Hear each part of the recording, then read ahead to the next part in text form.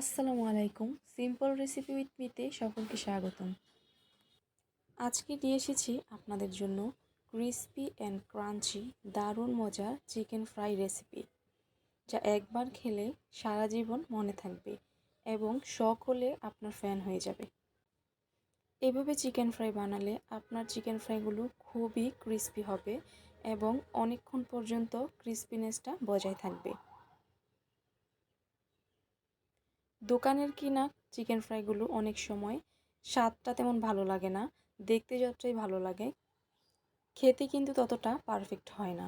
তো আজকে আমি যে ইনগ্রেডিয়েন্টসগুলো দিয়ে এই রেসিপিটা বানাবো, হুবহু যদি আপনারা এটা ফলো করেন তাহলে আপনাদের চিকেন ফ্রাইগুলো খেতে খুবই অসাধারণ লাগবে।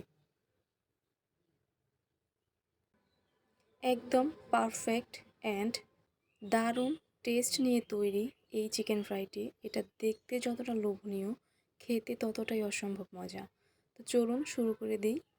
এখানে আমি 2 কেজি পরিমাণ ব্রয়লার চিকেনটা নিয়ে নিয়েছি। চিকেনগুলো আমি এই শেপ আকারে কেটে নিয়েছি, আপনারা আপনাদের পছন্দ মতো কেটে নেবেন। এবং এখানে একটি আস্ত ডিম অ্যাড করলাম, এটা যে কোনো ডিম হতে পারে। হাফ টেবিল স্পুন পরিমাণ গোলমরিচের গুঁড়া, 1 টেবিল চামচ রসুন বাটা, 1 টেবিল চামচ আদা বাটা,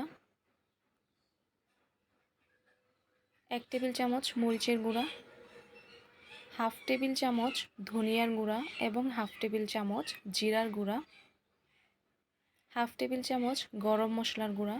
এখানে গরম মশলাটা না থাকলে আপনারা ম্যাগি মশলার অ্যাড করতে পারেন। আমি এখন দিয়ে দিলাম 2 টেবিল চামচ সয়া সস, 1 টেবিল চামচ রেড চিলি সস এবং 1 টেবিল চামচ টমেটো সস, 1 ফালি লেবু।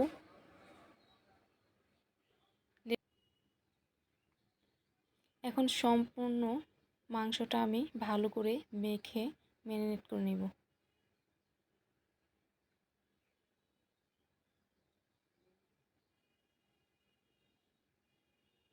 এই কাজটা খুবই ভালো করে করতে হবে, এটা চেষ্টা করবেন হাত দিয়ে করার জন্য। এখন এটা আমি 2 ঘন্টার জন্য রেস্টে রেখে দিব।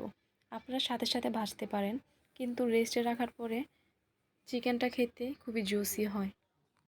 এই ফাঁকে আমি পরবর্তী স্টেপটা রেডি করে নিব। এখানে ময়দা নিয়ে নিয়েছি, এটাতে হাফ টেবিল চামচ পরিমাণ গোলমরিচের গুঁড়ো অ্যাড করে দিলাম। এখন এখানে কর্নফ্লাওয়ার অ্যাড করে দিব। আমি এখানে 3 থেকে 4 টেবিল চামচ পরিমাণ অ্যাড করে নিয়েছি। কর্নফ্লাওয়ারটা দিলে আপনার চিকেন ফ্রাইগুলো অনেক বেশি ক্রাঞ্চি অ্যান্ড ক্রিস্পি হবে এবং অনেকক্ষণ যাবত এই ক্রিস্পিনেসটা ধরে রাখবে। এখন দিয়ে দিলাম হাফ টেবিল চামচ পরিমাণ মরিচের গুঁড়া এবং পরিমাণ মতো লবণ দিয়ে সম্পূর্ণ উপকরণটি খুব ভালো করে মিক্স করতে হবে। এটা আপনি স্প্যাচুলার সাহায্যে অথবা হাতের সাহায্যে করতে পারেন,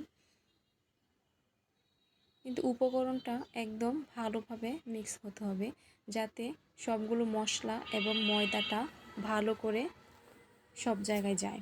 তো আমার এটা মিশ্রণ কমপ্লিট। এখন আমি চিকেনগুলো রেডি করে নিলাম। এটা ভিতরের মশলা দিয়ে আরেকটু ভালো করে নেড়ে চেড়ে আমি এটা কোট করে নিব ময়দার উপর। তো আপনারা দেখে বুঝে নেন।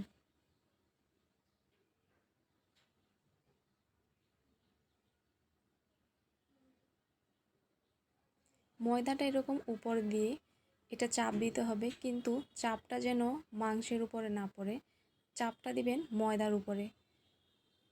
তো আমি কিভাবে করছি একটু দেখে নেন।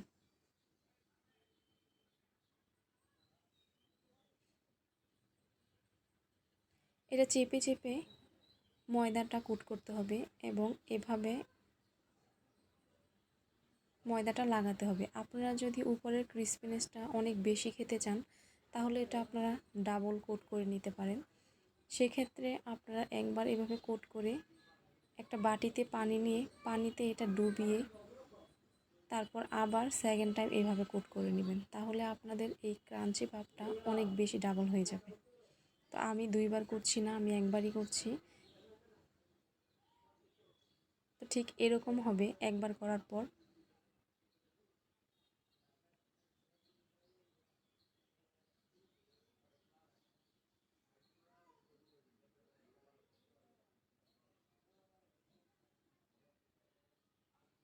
ময়দাটা বেশি করে নিয়ে ময়দার উপর খুব ভালো করে চেপে চেপে আপনার কোটটা করতে হবে, তাহলে খুবই পারফেক্ট হয়।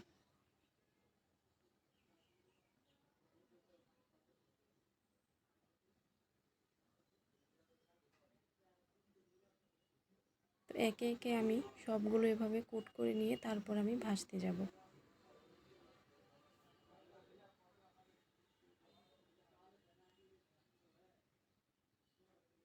আমার সবগুলো কোট করা হয়ে গেছে।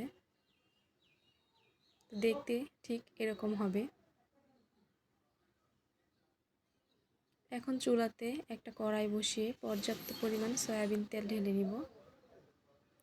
তেলটা যখন মোটামুটি 50% গরম হয়ে আসবে তখন আমি চিকেনগুলো এখানে দিয়ে দিব।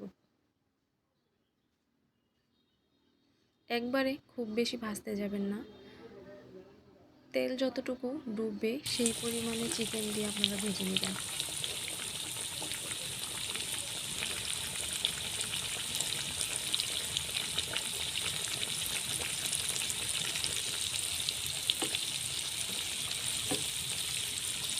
এক পাশ হওয়ার পর আরেক পাশটা আমি একটু উল্টিয়ে দিচ্ছি, আর এই পর্যায়ে চুলাটা হালকা একটু কমিয়ে দিতে পারেন, তাহলে সেই ক্ষেত্রে চিকেনটা খুব ভালো করে সিদ্ধ হবে।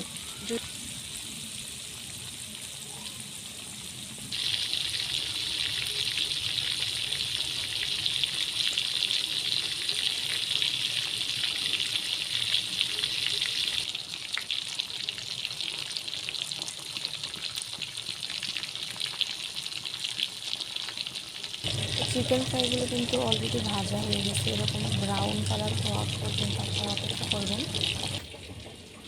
এখন আমি এটা তুলে নিলাম ছাঁকনির সাহায্যে। আমার এই চিকেনগুলো ভাজা হয়ে গেছে, আমি এটা নামিয়ে নিলাম। এগুলো কিন্তু একদম পারফেক্ট হয়েছে, এবং পরবর্তী বাকিগুলো আমি ঠিক একই প্রসেসে ভেজে নিয়েছি।